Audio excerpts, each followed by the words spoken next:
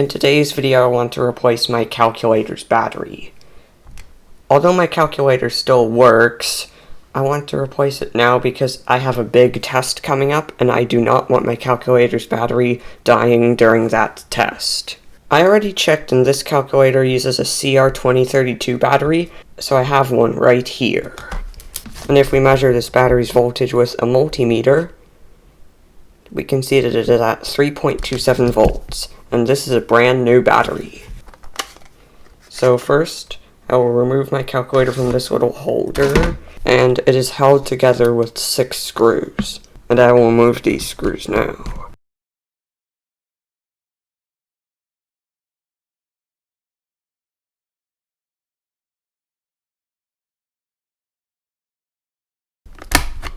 It's held together with some clips in addition to those screws.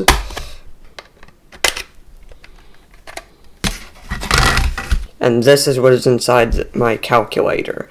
There's a battery right here, a solar panel right here with some wires going to this main board, an interesting LED here, some capacitor here, and the keyboard here. And this little symbol shows that the positive side of the battery must be facing up. This might be the wrong way of removing this battery, but I'll remove it with a screwdriver.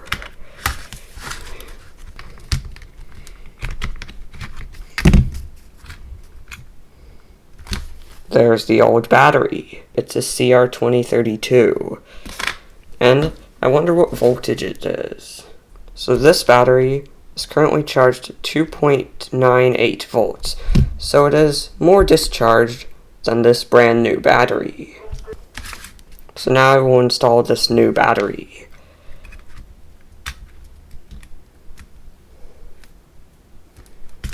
And it says memory cleared. That's interesting. So I'll need to reset all the settings on this calculator. But I also wondered, what happens if I run this calculator without a battery?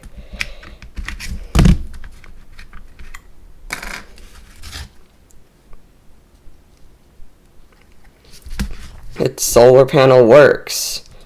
I'll try and do a calculation.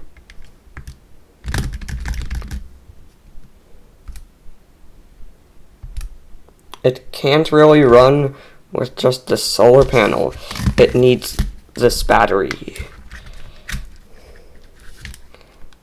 And it says memory cleared again. That's interesting. And now my calculator works properly. So now, of course, I have to put this thing back together.